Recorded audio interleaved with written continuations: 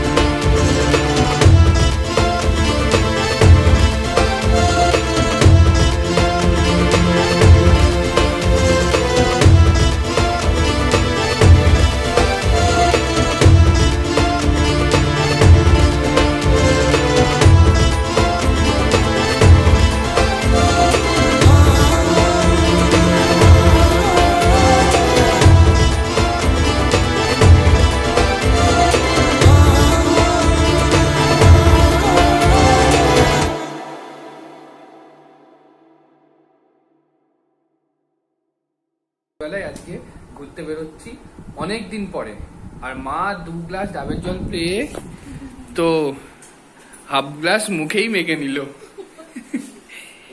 আর একটুখানি রয়েছে। সত্যি ভাগ্যের ব্যাপার। হ্যাঁ, একটা ডাব থেকে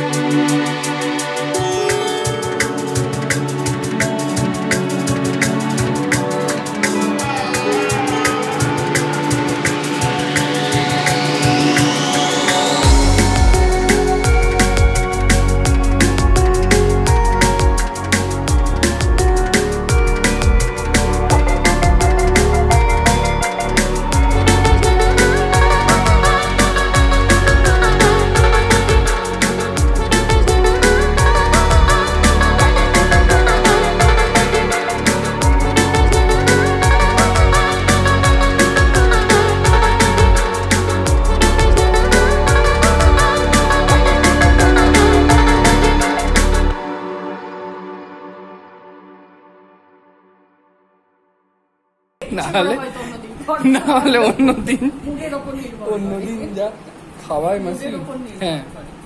আজকে অফিসে হুম আমাদের একটা নতুন প্যানেল বসলো। আচ্ছা ওর কানেকশনের জন্য সবাই আগে ছুটি দৌড়ি হুম লাস্ট অব্দি কমপ্লিট হলো। হুম 5টার পরে হবে কমপ্লিট। হুম আমি তো শিয়ালদা ধরে চলে এলাম। হ্যাঁ তারপরে আর কি হয়েছে আমি জানি না। তোমার ডিউটি আওয়ার্সটা শেষ হয়ে গিয়েছিল। ব্যবস্থা শেষ হয়ে গেছে, আমি চলে এসেছি। ওরা হ্যাঁ। ওটি করছে, ওটি পাবে। হ্যাঁ একটা বড় কাজ সমস্ত মা ওপরে যখন কাচের কাজ হবে না তখন ওই জায়গাটা একটা কাচ লাগিয়ে দিতে হবে। না, তোমরা তো জানো না ওই জায়গার কাজটা কি করে ভাঙলো। তো যখন কিউট একটু ছোট ছিল মানে বড়ই কিন্তু একটু যখন ছোট ছিল তখন ওই দিক থেকে তো কেউ এলে এদিকে কেউ এলে তো দেখতে পারতো না। তো ওইদিকে যখন থাকতো বারবার কাজটাকে এরকম ধাক্কা দিত। তো তখনও কিছু হয়নি। একদিনকে ওই দিক থেকে এত এক্সাইটেড মুডে ছিল, ওই দিক থেকে এসে ধপাস করে কাছে এরম ভাবে হাতটা দিয়েছে, একদম কাজ খুলে পুরো এদিকে ভেঙে গেছে। তারপর থেকে আর কাজটা লাগানো হয়নি এই কারণেই, সেটা মা বলবে। কারণ কিউট একটু দেখতে পাই আমাদের, ওর ভালো লাগে। হ্যাঁ। মানুষ এলেও দেখে, হ্যাঁ। মুখটা বাড়িয়ে হ্যাঁ, বাড়াতে পারে, হ্যাঁ, মনে হয় ওকে আমরা আটকে রেখেছি। সে মনে আছে ছোটদাদু এসছিল একবার, এত এক্সাইটেড, এইখান দিয়ে কিউট জাম্প করেছে, মানে ওই ডাইনিং থেকে ড্রয়িং এ কিউট জাম্প।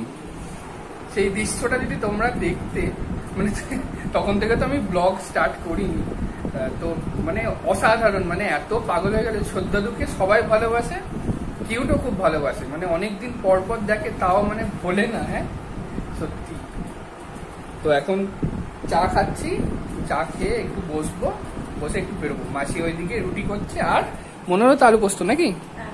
আলু পোস্ত। গরম করেছে তো, আমি বললাম ঝোল ঝোল করে একটু আলু পোস্ত করো, হ্যাঁ। সাথে একটু ডিমের অমলেট, মিষ্টি আছে। হুম রাতে খাওয়া হয়ে যাবে, ডিনার। হুম বেশি কিছু লাগে না। ঠিক আছে চলো। এখন বাজে 11:15, আমাদের খাওয়া দাওয়া কমপ্লিট হয়ে গেছে। তো মা বলছে দাড়িটা কাট, গরমের মধ্যে কেন দাড়ি রেখেছিস। তো দাড়িটা আমি এখন কেটে ফেলবো, দিয়ে তোমাদেরকে লুকটা দেখাচ্ছি। তো আমার দাড়ি কাটা কমপ্লিট, এখন বাজে 11:10। তা মা কিউটকে ঘরে নিয়ে শুয়ে পড়েছে, রিও ওই ঘরে আটকানো আছে, আমিও এখন শুতে যাব। তো চলো, কালকে আবার দেখা হবে। তো ভিডিওটা যদি কিছু ভালো লেগে থাকে তাহলে লাইক করো, শেয়ার করো, সাবস্ক্রাইব করো, আর কমেন্ট করতে কিন্তু ভুলো না। Tata, good night.